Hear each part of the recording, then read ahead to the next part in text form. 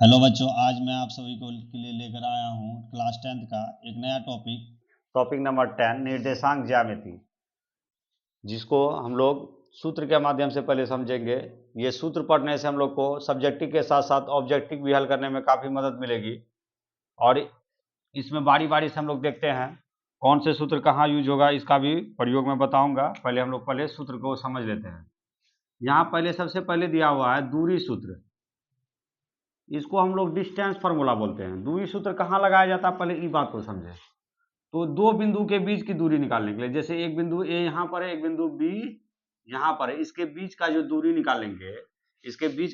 निकालेंगे, इसको हम लोग दूरी सूत्र के नाम से जानेंगे। इसको हम लोग दूरी सूत्र का प्रयोग करके हम लोग निकालेंगे। तो दूरी सूत्र है क्या?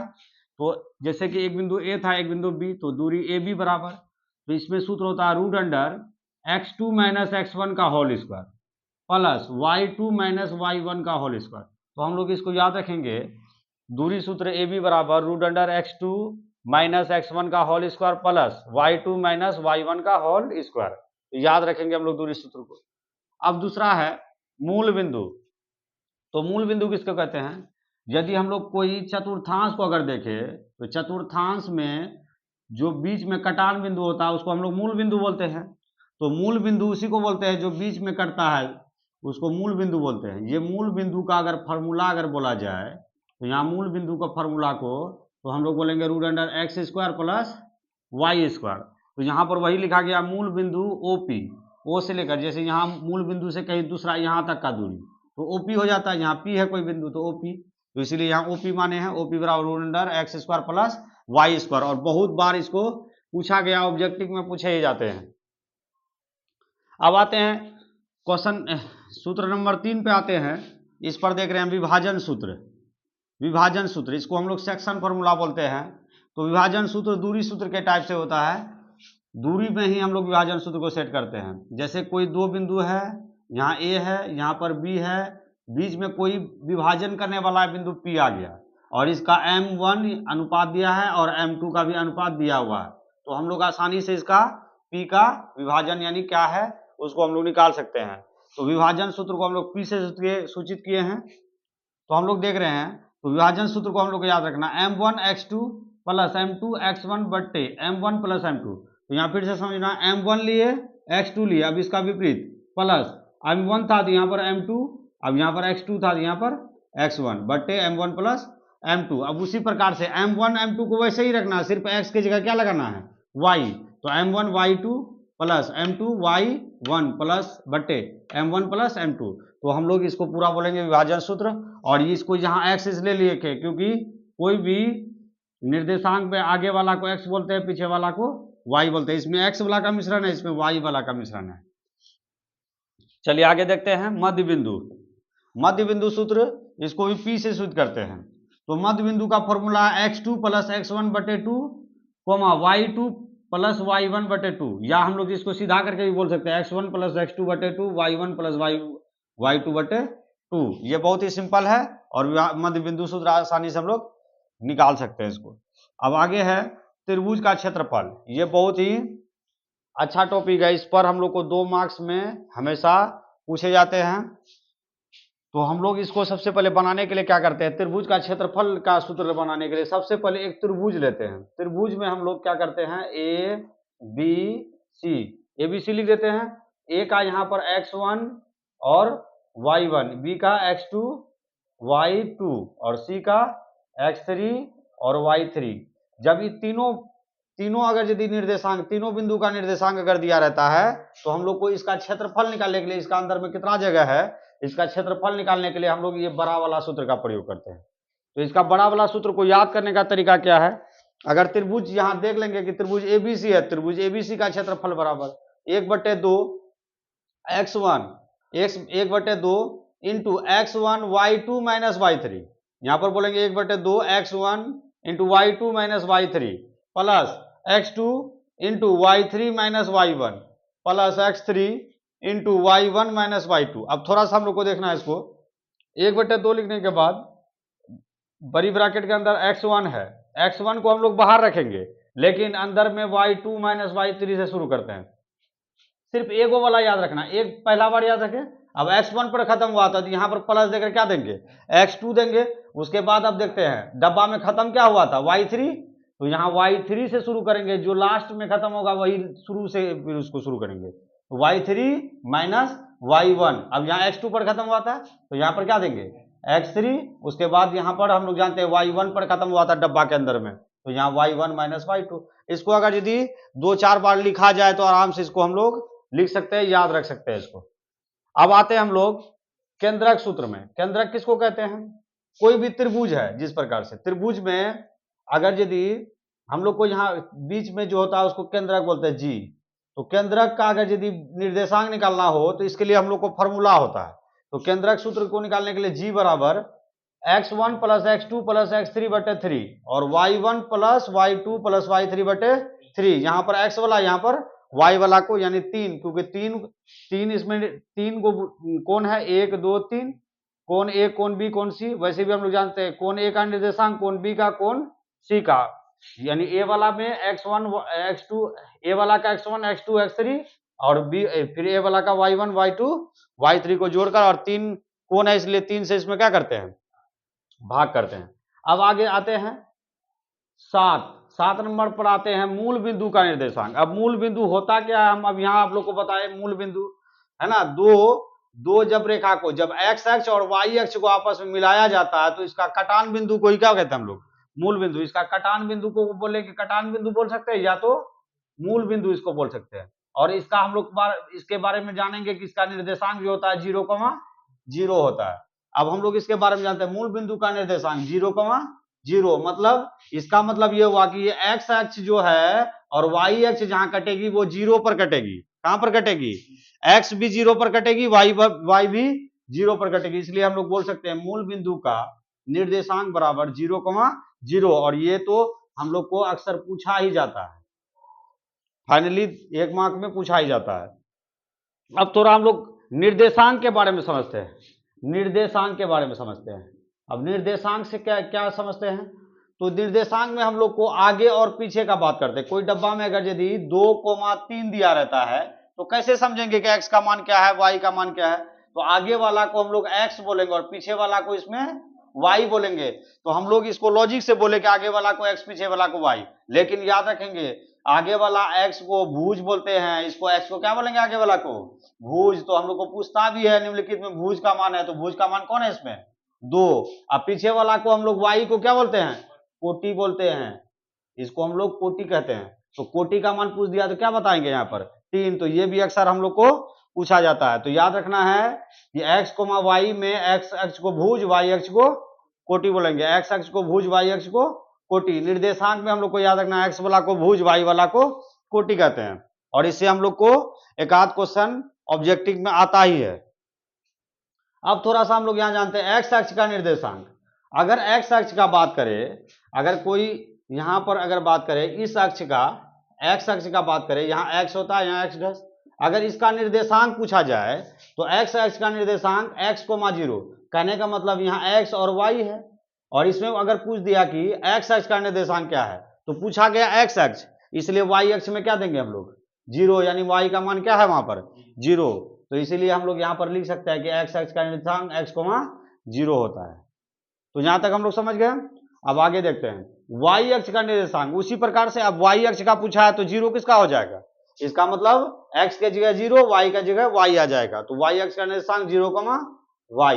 तो हम लोग सिंपल सा याद रखेंगे, x अक्ष का निर्देशांक पूछा जाए तो x रहेगा ही, लेकिन y 0 हो जाएगा। लेकिन y अक्ष का पूछेगा तो x का जगह में क्या रहेगा 0 और y का जगह में y रहेगा। ये दोनों से भी हम लोग को बहुत बार ऑब्जेक्टिव पूछ चुका है, तो हम लोग इसको याद रखेंगे। अब आते हैं एक अच्छा शानदार और बहुत ही कम समय में मार्क्स उठाने वाला टॉपिक है चतुर्थांश। तो चतुर्थांश के बारे में सब परिचित होंगे। तो चतुर्थांश के बारे में अगर परिचित नहीं भी है तो घबराने की जरूरत नहीं है, चतुर्थांश के बारे में भी हम लोग आसानी से समझ जाएंगे। तो चतुर्थांश का अगर बात करें तो यहां समझाने से पहले हम यहां दिखा देते हैं हम लोग को। अगर यदि एक जैसे कि एक्स वाई अक्ष है, ये क्या है वाई डैश, वाई अक्ष है, वाई अक्ष, और ये एक्स अक्ष है, यहां पर एक्स है, यहां पर एक्स डैश। इसका मतलब एक्स अक्ष और वाई अक्ष जब मिलेगा आपस में कटेगा तो उसी को हम लोग 4 भाग का निर्माण करेंगे। 4 भाग का निर्माण होगा जिसको हम लोग क्या बोलेंगे, चतुर्थांश। 1 भाग, 2 भाग, 3 भाग, 4 भाग। अब यहां जहां कटता है तो हम लोग पहले से जानते हैं उसको क्या कहते हैं, मूल बिंदु कहते हैं इसको, मूल बिंदु। और इसके साथ साथ ये भी जानते हैं कि मूल बिंदु का निर्देशांक 0,0 होता है। अब हम लोग ये बात को समझते हैं कि किधर वाला प्लस किधर वाला माइनस। जहां पर एक्स है तो इसका मतलब ये प्लस वाला है, जहां पर एक्स डैश है ये माइनस वाला, जहां पर वाई है वहां पर वो प्लस वाला, जहां वाई डैश है वो माइनस वाला। ये पहला वाला है, ये पहला हुआ, ये दूसरा हुआ, ये तीसरा हुआ, ये चौथा हुआ। अब हम लोग चिन्ह को सेट करते हैं, यहां से हम लोग समझ सकते हैं। अब देखते हैं तो इसको अगर यदि खींचा जाए तो यहां से एक्स एक्स डैश और यहां से वाई वाई डैश, और हम लोग मूल बिंदु को यहां पर मूल बिंदु नहीं लिखे, मूल बिंदु लिख दिया जाए तो यहां देखते हैं, अगर देखें तो मूल बिंदु का निर्देशांक क्या है, 0,0। अब हम लोग यहां पर देखते हैं पहला वाला चतुर्थांश का पहला वाला जो घर होता है उसको प्रथम पाद कहते हैं। क्या कहते हैं उसको, प्रथम पाद कहे या प्रथम चतुर्थांश कहे। तो पहला वाला का एक्स जो है ये भी क्या है प्लस में, वाई भी क्या है प्लस में, इसलिए याद रखेंगे कि हम लोग निर्देशांक को एक्स और वाई में सेट करते हैं। किसमें सेट करते हैं, एक्स और वाई। निर्देशांक को हम लोग अभी जस्ट ही सीखे हैं कि निर्देशांक को हम लोग एक्स और वाई में सेट करते हैं। तो यहां पर एक्स वाला भी प्लस है तो इसके जगह में क्या दिए प्लस, और वाई वाला भी क्या है प्लस, इसके भी जगह प्लस, तो इसलिए प्लस प्लस। तो पूछ देगा कि प्लस प्लस किस चतुर्थांश में आता है, तो हम लोग यहां बताएंगे कि प्रथम चतुर्थांश का चिन्ह प्लस प्लस होता है। तो यहां तक समझ गए। अब द्वितीय चतुर्थांश में आते हैं। जब द्वितीय चतुर्थांश का अगर बात किया जाए तो हम लोग सबसे पहले जानते हैं कि यहां पर ये y जो है प्लस में है लेकिन x क्या है माइनस में, लेकिन हम लोग जानते हैं कि x को आगे लिखते हैं और y को पीछे लिखते हैं। तो यहां पर x को आगे, तो x वाला का चिन्ह क्या है माइनस, y वाला का चिन्ह क्या है प्लस। इसीलिए हम लोग जानते हैं कि x और y में जब सेट करेंगे तो यहां पर x कोमा y में जब सेट करते हैं तो x वाला का चिन्ह क्या है माइनस और y वाला का चिन्ह क्या है प्लस। तो इसीलिए याद रखेंगे कि द्वितीय चतुर्थांश में माइनस प्लस, तो द्वितीय चतुर्थांश का चिन्ह क्या होता है माइनस प्लस। याद रखेंगे 20 कोऑर्डिनेट का माइनस प्लस होता है। यहां तक समझ गए। अब आते हैं तृतीय चतुर्थांश, है ना। इसका तीसरा वाला घर को हम लोग बोलेंगे तृतीय चतुर्थांश या तृतीय पाद बोल सकता है। इसका बोलने का तरीका अलग होगा लेकिन हम लोग को याद रखना है कि तीसरा वाला घर ही है। तो तीसरा वाला घर का बारे में अगर बात करें तो इसको तृतीय पाद का बात करें तो यहां पर एक एक्स वाला बात आ रहा है, एक वाई वाला। इसमें देखा जाए तो एक्स भी डैश वाला है और वाई भी क्या है डैश वाला है। तो एक्स वाला भी माइनस सेम है और वाई वाला भी क्या में है माइनस सेम है। अगर बात करें यहां पर निर्देशांक को अगर लिखा जाए तो एक्स वाई, तो एक्स वाला का चिन्ह क्या है देखे तो माइनस है और वाई वाला का भी चिन्ह क्या है माइनस है। इसके लिए हम लोग बोल सकते हैं कि तृतीय पाद का चतुर्थांश का अगर बात करें तो ये इसका चिन्ह माइनस कोमा माइनस ही होगा। तो ये भी पूछा जा सकता है कि तृतीय चतुर्थांश का चिन्ह है माइनस कोमा माइनस। चलिए अब आगे आते हैं, चौथा वाला घर का बात करते हैं। इसको चतुर्थ चतुर्थांश बोले या पाद बोले। अब चतुर्थ वाला का बात करते हैं तो इसमें हम लोग देखते हैं कि एक्स वाला प्लस में है, वाई वाला क्या में है माइनस में, और हम लोग जानते हैं कि निर्देशांक के अनुसार एक्स आगे होता है वाई पीछे होता है। तो एक्स में हम लोग यहाँ देखते हैं एक्स वाला जो है ये प्लस में है और वाई वाला क्या में है माइनस में। तो हम लोग को याद रखना है कि प्लस आगे है तो ये नहीं समझना कि पहले ये लकीर है पहले ये लकीर का बात आएगा, वाई अक्ष का आएगा तब एक्स अक्ष का आएगा, ऐसा बात नहीं है। लेकिन यहाँ पर पहले हम लोग जानते हैं पहले एक्स अक्ष का चिन्ह आता है उसके बाद वाई अक्ष का आता है, इसलिए हम लोग यहाँ बोलेंगे प्लस कोमा माइनस। ये चतुर्थ चतुर्थांश का चिन्ह है। तो हम लोग यहाँ इसको थोड़ा शॉर्ट में देखते हैं, प्रथम चतुर्थांश का चिन्ह, प्रथम चतुर्थांश का चिन्ह, प्रथम चतुर्थांश का चिन्ह अगर बोला जाए तो हम लोग क्या बोलेंगे, प्रथम में क्या होता है ये प्लस, ये भी प्लस, इसका मतलब प्लस कोमा प्लस। अगर द्वितीय का बात करें, अगर द्वितीय चतुर्थांश का बात करें, द्वितीय चतुर्थांश का चिन्ह पूछा जाए तो द्वितीय का पहले प्लस, सॉरी पहले एक्स अक्ष को लेंगे तो एक्स अक्ष का क्या है माइनस, उसके बाद क्या है प्लस।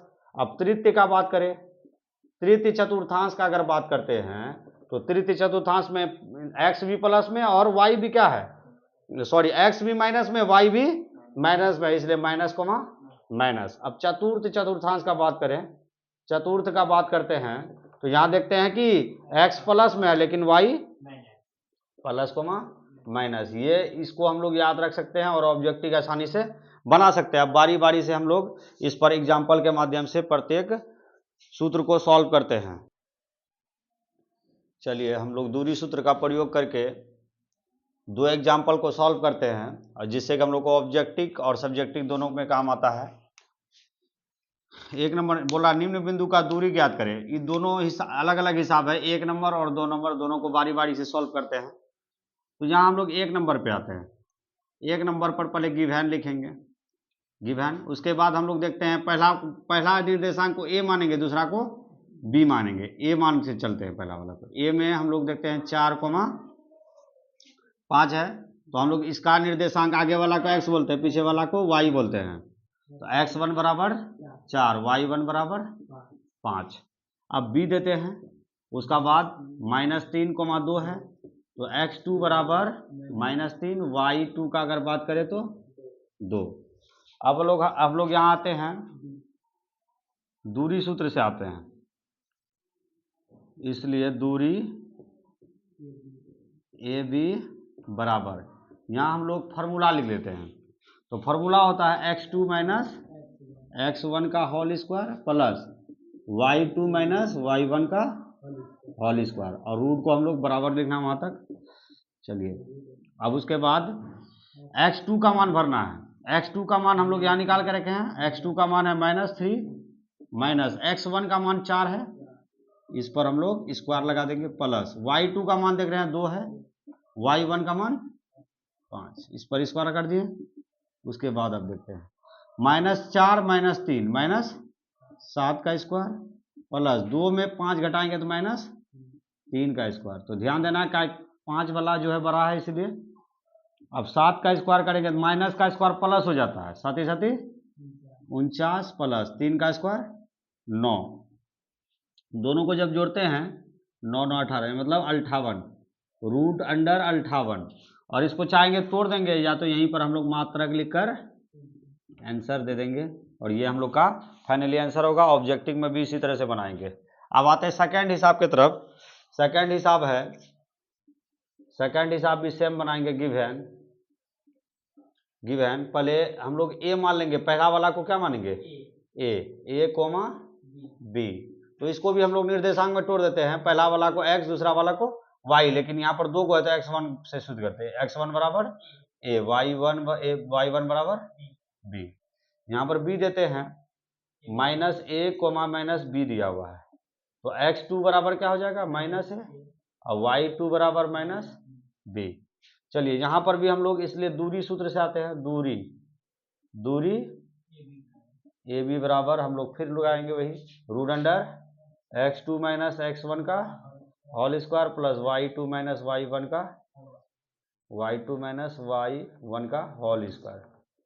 तो यहाँ पर ध्यान देते हैं x2 का मान देखते हैं -a है, उसके बाद -x1 का मान क्या है a, इस पर हम लोग होल स्क्वायर का चिन्ह था, प्लस y2 का मान -b है, और माइनस यहाँ पहले से है लगा हुआ, और यहाँ पर b लगा हुआ है y1 का, तो b लगा दिए। तो यहाँ पर हम लोग देखते हैं माइनस माइनस क्या होता है प्लस, तो a 2a लिख सकते हैं, और इसका स्क्वायर। अब माइनस माइनस प्लस यानी -2b लिख सकते हैं इसको, 2 को भी है, a को भी 2 को भी, और स्क्वायर लगा हुआ था। अब हम लोग जानते हैं माइनस का स्क्वायर करते क्या होता है प्लस, माइनस का माइनस प्लस हो जाता है। तो 2 का स्क्वायर करेंगे तो 4, a का स्क्वायर करेंगे तो a स्क्वायर प्लस, इसका भी 2 का स्क्वायर करेंगे तो 4, b का स्क्वायर करेंगे तो b स्क्वायर।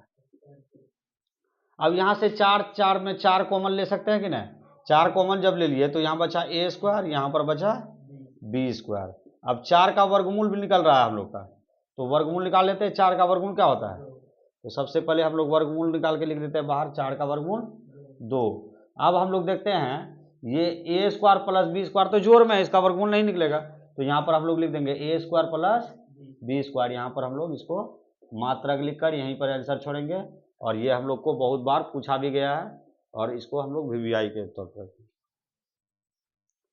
तो चलिए क्वेश्चन नंबर 2 पर हम लोग आते हैं।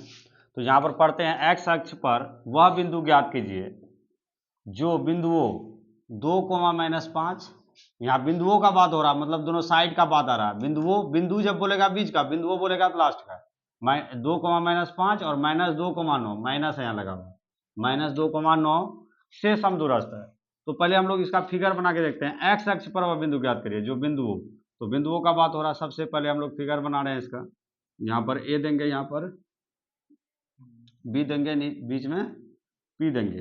तो सबसे पहले ए वाला का हम लोग लिख देते हैं, क्या है ए वाला, पहला वाला को ए मानेंगे, दूसरा वाला को क्या मानेंगे बी। ए वाला का 2, -5 बैठा देते हैं, और बी वाला का हम लोग बैठाते हैं -2, 9, और पी वाला को यहाँ पर हम लोग को बोला एक्स अक्ष पर, किस पर, एक्स अक्ष पर। जैसा कि हम लोग जानते हैं एक्स अक्ष पर x,0 होता है निर्देशांक, हम लोग ऐसा पढ़ चुके हैं। तो यहाँ पर हम लोग x,0 बैठा दिए। अब हम सबसे पहले अब बारी बारी से, यहाँ गिवन लिखना भूल गए, यहाँ गिवन लिख देना है। उसके बाद हम लोग यहाँ दे रहे हैं ए का पहले लिख ले रहे हैं 2, -5, बी का भी लिख लेते हैं -2, 9, और पी का हम लोग लिख लेते हैं x,0। अब बारी बारी से इसको हम लोग तोड़ रहे हैं इस निर्देशांक में। x1 2y1 -5, x2 का मान -2, y2 का मान 9 है, और यहाँ x3 मान सकते हैं इसको, चाहे तो इसको आगे भी कर सकते थे, कोई बात नहीं, यहाँ पर भी रख कर सकते हैं। x3 का मान x और y3 का मान 0 है। तो यहाँ तक हम लोग को समझ में आ गया होगा। आगे हम लोग देखते हैं, यहाँ बोल रहा है कि x अक्ष पर वह बिंदु ज्ञात करिए जो बिंदु इतना इतना से समदूरस्थ है। समदूरस्थ का मतलब क्या है, यहाँ बोल रहा है समदूरस्थ मतलब समान दूरी पर है। ये बिंदु जो है, ये बिंदु P जो है, A से P और P से B, मतलब AP और BP समान दूरी पर है। तो हम लोग लिख सकते हैं, चूंकि बिंदु है ना, यहाँ पर बोला है ना कि x अक्ष पर वह बिंदु, चूंकि बिंदु समदूरस्थ है, समदूरस्थ है, तो समदूरस्थ है ये लिख दिए। तो हम लोग यहाँ लिख सकते हैं, इसलिए AP बराबर, AP जितना दूरी पर होगा उतना ही कितना हो, उतना ही BP भी दूरी होगा। PB भी लिख सकते हैं, कोई दिक्कत नहीं। तो हम लोग अब यहाँ देखते हैं, AP जो है एक दूरी हुआ, BP भी एक क्या हुआ, दूरी हुआ। लेकिन दूरी में हम लोग अगर दूरी का लगाते हैं सूत्र, तो वहां पर हम लोग को रूट लगाना पड़ेगा। तो इसलिए हम लोग रूट को हटाने के लिए हम लोग यहाँ क्या कर देंगे, AP का भी स्क्वायर और BP का भी क्या कर देंगे स्क्वायर। स्क्वायर का मतलब है कि रूट यहाँ नहीं देना पड़ेगा। अब AP का हम लोग फॉर्मूला बनाते हैं, A और P, यहाँ पर A है और यहाँ पर क्या है P, ये दोनों को ध्यान देना। हम लोग जानते हैं कि A वाला का निर्देशांक x1 है और P वाला का निर्देशांक x3 यहाँ पर दिया हुआ है, जिसका y1 y3, इस पर ध्यान देना हम लोग को। तो यहाँ पर हम लोग बनाएंगे, तो दूरी सूत्र बनाएंगे, तो x3 में क्या घटेगा x1, तो यहाँ पर हम लोग लिख देते हैं x3 माइनस x1 का स्क्वायर होल स्क्वायर प्लस, उसके बाद y3 में क्या घटाएंगे, सेम पहला वाला जानेंगे, दूसरा वाला अपने समझ जाएंगे। यहाँ x3 था, इसका मतलब y3 माइनस y1 का होल स्क्वायर, आसानी से हो गया। उसके बाद इसको हम लोग अभी मिटा के दूसरा वाला देते हैं। BP वाला में आते हैं, B और P यहाँ बगल में ही है।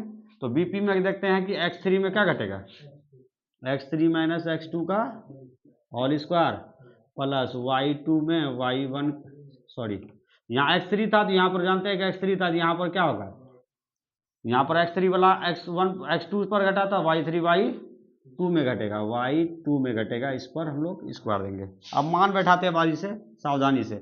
x3 का मान भरते हैं x, माइनस x1 का मान भरते हैं 2 है, इसका होल स्क्वायर प्लस y3 का मान भरते हैं, y3 का मान 0 और y1 का मान प्लस, माइनस माइनस क्या हो गया, यहाँ का माइनस और यहाँ का माइनस, प्लस 5 का होल स्क्वायर। x3 का मान भरते हैं, x3 का मान है x, माइनस x2 का मान देखते हैं -2 है, तो माइनस माइनस प्लस 2 हो गया, प्लस y3 का मान देख रहे हैं 0 माइनस y2 का मान हम लोग देख रहे हैं 9, इसका भी होल स्क्वायर। अब यहाँ हम लोग देख रहे हैं a माइनस बी का होल स्क्वायर लगाते हैं, a square plus b square minus 2, a का मान x है, b का मान 2 है, प्लस, अब यहाँ देखते हैं 0 को और 5 को जोड़ेंगे तो 5 का स्क्वायर यानी 25 डायरेक्ट लिख सकते हैं। और यहाँ पर देखते हैं a square plus b square plus 2ab, 2 a का मान x है और b का मान 2 है, प्लस यहाँ देख रहे हैं कि 0 में 9 नहीं घटाएंगे तो -9 ही बचेगा, -9 का स्क्वायर करेंगे तो 81। अब यहाँ इसको सेपरेट कर लेते हैं, एक्स स्क्वायर 2 का स्क्वायर 4 माइनस 2 दूना 4x प्लस 25। अब इसको यहाँ देख रहे हैं, अगर एक्स स्क्वायर इस पार में है तो इधर लाएंगे तो माइनस में एक्स स्क्वायर।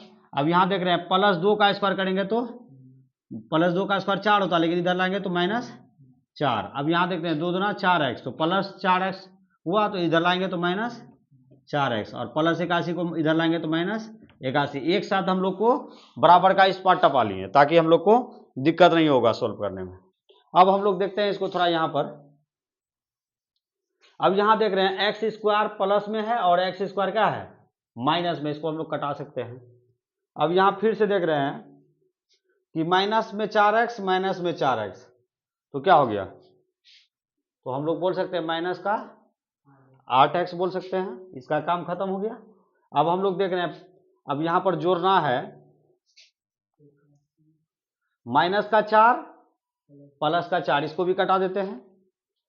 अब यहाँ देख रहे हैं 81 माइनस में 81 है प्लस में 25 है, तो 81 में 25 को हम लोग घटा के देख लेते हैं। 11 में 5 गया तो 6, उसके बाद 5, 7 में 2 गया 5, 56 बज रहा है।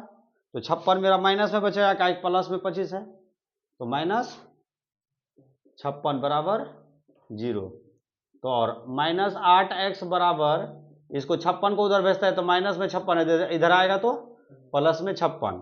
अब यहाँ से x बराबर निकालते हैं तो 56 बट्टे माइनस का 8 रह जाएगा, तो जब इसको भागा देंगे तो x बराबर आएगा माइनस का 7। तो x का मान हम लोग का आ गया माइनस में 7, और हम लोग यहाँ पर मान के रखे हैं कि उस बिंदु का निर्देशांक क्या था px, 0। तो यहाँ पर अतः लगाकर हम लोग यहाँ देंगे तो p हम लोग क्या मान के रखे थे x, 0, तो px का मान कितना है -7, 0, तो उस बिंदु का निर्देशांक यही होगा, और इस हम लोग को आसानी से बना लेंगे इसको। चलिए क्वेश्चन नंबर 3 पर आते हैं। क्वेश्चन नंबर 3 कह रहा है उस त्रिभुज का क्षेत्रफल ज्ञात करें। मतलब यहाँ पर बोल रहा है एक त्रिभुज का क्षेत्रफल ज्ञात करना। हम लोग त्रिभुज का क्षेत्रफल का सूत्र भी पढ़े हैं, जिसके शीर्ष क्रमशः -5, -1 3, -5 और 5, 2 है। तो सबसे पहले हम लोग को यहाँ ये बात पता होना चाहिए कि त्रिभुज का 3 शीर्ष जब दिया हुआ रहता है तो तभी हम लोग को क्षेत्रफल निकालने के लिए बोला जाता है। जब क्षेत्रफल निकालने के लिए बोला जाए तो हम लोग समझ सकते हैं कि हम लोग को त्रिभुज का बड़ा वाला त्रिभुज का क्षेत्रफल का सूत्र लगाना है। सबसे पहले हम लोग यहाँ गिवन देते हैं, सॉल्व। एक त्रिभुज बनाते हैं। त्रिभुज बनाकर हम लोग पहले देखेंगे कि ए वाला का निर्देशांक क्या दिया हुआ। ए वाला पहला वाला को क्या मानेंगे, a -5, -1, इसको b मान लेते हैं। तो b वाला का क्या मानेंगे 3, -5, और c वाला को हम लोग मानेंगे 5, 2। तो यहाँ तक हम लोग को अब आगे बढ़ना है। इसको हम लोग को बारी बारी से निर्देशांक लिखते हैं।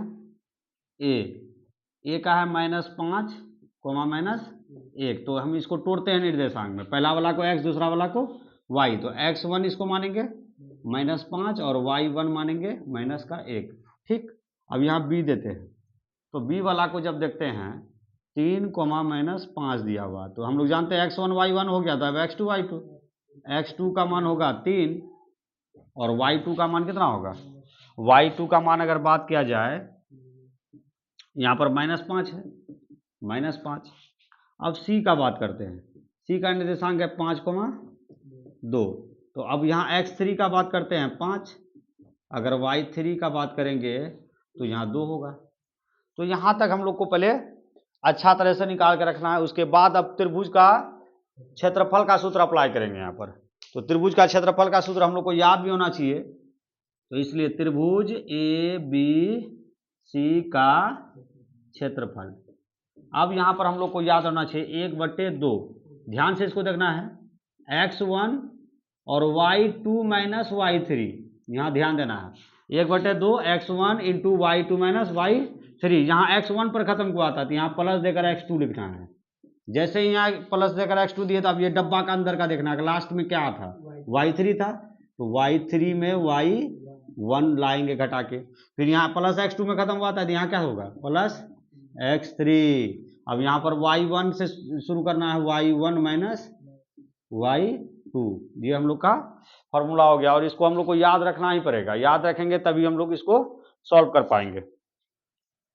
अब यहाँ देखते हैं इसका मान बैठाकर, 1/2 है, x1 का मान बैठाते हैं, x1 का मान क्या है वहां पर माइनस का 5 है, एकदम कुछ नहीं करना, उसको बैठा देना, सिर्फ y2 का मान देखना, y2 का मान क्या है माइनस का y, देखिए x1 का मान -5 है, लेकिन y2 का मान भी -5 है, तो यहाँ पर हम लोग -5 बैठा देते हैं, यहाँ पर फिर माइनस था, पहले y3 का मान देख लेते हैं, y3 का मान 2 है, तो माइनस में यहाँ क्या दे देंगे 2, फिर प्लस x2 का मान देखते हैं 3 है, तो 3 भर दिए। अब y3 का मान देख रहे हैं, तो y3 का मान क्या है इसमें, y3 का मान 2 माइनस, अब y1 का मान देखना है, तो -1 है, तो यहाँ का माइनस और यहाँ का माइनस क्या हो जाएगा प्लस, +1 यहाँ दे देंगे, फिर प्लस x3 का मान देख रहे हैं, x3 का मान 5 है, तो y1 का मान फिर देख रहे हैं, y1 का मान माइनस का 1 है, और यहाँ पर y2 का मान जब देख रहे हैं ये भी -5 है, तो माइनस माइनस प्लस का 5 लिख देंगे और बड़ी ब्रैकेट लगा देंगे। अब यहाँ 1/2 को कुछ नहीं करना है, इसको रहने देना है। अब हम लोग यहाँ देख रहे हैं ये बाहर में गुना में था, तो इसको बाहर में ही रहने देंगे, पहले डब्बा को सॉल्व करते हैं, -5 - 2 माइनस का 7। अब यहाँ देखते हैं प्लस है, प्लस देते हैं, अब यहाँ 3 को हम लोग बाहर ही रहने देते हैं, पहले यहाँ 2 1 3, तो इसमें भी गुना 3, अब यहाँ पर प्लस का 5 था, अब यहाँ देख रहे हैं तो यहाँ पर गुना का चिन्ह होगा, अब यहाँ पर 5 में 1 घटाना है, तो कितना बचेगा 4। अब इसको एक बार यहाँ सॉल्व करते हैं, अब थोड़ा ध्यान से देखना है, तो बराबर 1/2, अब बड़ी ब्रैकेट दिए हैं, अब माइनस माइनस प्लस, 5 को 7 से गुना करेंगे तो 35 हो जाएगा, प्लस है, प्लस लगाना है, 3 तिया 9 हो जाएगा, फिर प्लस, अब 5 के 20, अब टोटल को जोड़ना है 1/2, टोटल को अब हम लोग जोड़ रहे हैं 0 9 9, यहाँ पर 0 9 और 5, 9 5 14 की 4 हो गया, यहाँ पर अब 2 है और यहाँ 3 3 2 5 1 6 हो गया, अब यहाँ 64 2 से कटाएंगे तो ये कितना बार में 32 बार में करता है, बराबर 32, तो त्रिभुज का जो क्षेत्रफल हमारा टोटल निकला ये 32, लेकिन यहाँ वर्ग मात्रक देंगे, वर्ग मात्रक, और यहाँ पर इसको हम लोग आंसर छोड़ेंगे, और ये हम लोग को बहुत ही इंपॉर्टेंट है, ये हम लोग को पूछा ही जाता है, ऑब्जेक्टिव और सब्जेक्टिव दोनों में पूछा जाता है। तो चलिए क्वेश्चन नंबर 4 पे हम लोग चलते हैं। यहाँ पर बोला गया है कि बिंदुओं -2,3, बिंदुओं का बात किया जा रहा है, -2,3 और 4,1, ये लास्ट वाला बात हो रहा है, बिंदुओं को मिलाने वाली रेखाखंड के मध्य बिंदु का निर्देशांक ज्ञात करना है, या नियामक भी बोल सकते हैं। तो हम लोग सीधा से याद रखेंगे, अगर कोई बिंदुओं यहाँ पर अगर है दिया हुआ ए और बी होगा दिया हुआ, और बीच का बिंदु क्या होगा दिया हुआ पी दिया होगा, और ए और बी का कोई ना कोई मान ये दिया होगा, जैसे यहाँ -2,3 दिया है, इसका मान दिया कितना 4,1 दिया, तो पी का आखिर क्या होगा एक्स और वाई का मान, तो इसको हम लोग मध्य बिंदु ही ना बोलेंगे, मध्य बिंदु ही बोलेंगे। तो इसके लिए हम लोग शॉर्ट में इसको जल्दी बनाने के लिए देखते हैं, तो सबसे पहले हम लोग लिखेंगे सॉल्व भी लिख रहे हैं, तो सॉल्व करने के लिए सबसे पहले हम लोग को दिया हुआ बिंदु, वो बिंदुओं दिया हुआ, बिंदुओं क्या एगो ए दिया हुआ, एगो बी दिया हुआ, तो एगो ए वाला का लिखते हैं -2,3, तो इसमें हम लोग जानते हैं x1 बराबर -2 और y1 बराबर 3, ऐसा ही ना हम लोग तोड़ते थे। यहाँ बी देंगे, बी वाला में हम लोग देते थे 4,1, यहाँ पर लिखा हुआ था लिख दिए, यहाँ पर x1 y1 आया, तो नीचे वाला को क्या बोलेंगे x2 बराबर 4, y2 बराबर 1। अब हम लोग को डायरेक्ट हम लोग जानते हैं मध्य बिंदु का फॉर्मूला पढ़े हैं, तो यहाँ पर हम लोग लिख सकते हैं मध्य बिंदु सूत्र से, तो मध्य बिंदु सूत्र से हम लोग जानते हैं, मध्य बिंदु को P भी बोल सकते हैं, x2 प्लस x1/2, और यहाँ पर लिख सकते हैं y2 प्लस y1/2। यहाँ पर हम लोग को ध्यान देना है, सबसे पहले हम लोग दोनों बिंदु का नाम दे देंगे, उसका निर्देशांक में टूट देंगे, उसके बाद मध्य बिंदु फॉर्मूला लगाएंगे। मध्य बिंदु फॉर्मूला यहाँ हम लोग याद कर लेंगे, x2 + x1 y2, y2 + y1 y2। अब हम लोग आगे बढ़ते हैं, x2 का मान देखते हैं। x2 का मान कितना है 4, x1 का मान कितना है -2, तो plus minus direct plus minus, तो यहाँ पर -2/2 डायरेक्ट हम लोग यहाँ चिन्ह परिवर्तन कर दिए। y2 का मान देख रहे हैं 1 प्लस है, y1 का मान कितना है 3/2। अब हम लोग 4 में 2 घटाते हैं 2, और नीचे भी 2 है, कोमा, अब 1 3 कितना हो रहा है 4/2। इसको कटाते हैं 2 बार में, इसको कटाते हैं 1 बार में, तो हम लोग देखते हैं 1,2, 1,2, और ये किसका मान आ रहा है P का मान आ रहा है। अतः मध्य, हम लोग लिख सकते हैं, अतः मध्य बिंदु का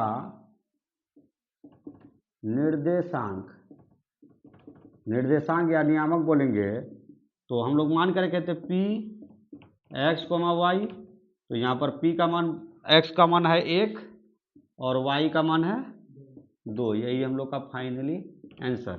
ये हम लोग का ऑब्जेक्टिव सब्जेक्टिव में पूछा जाता है।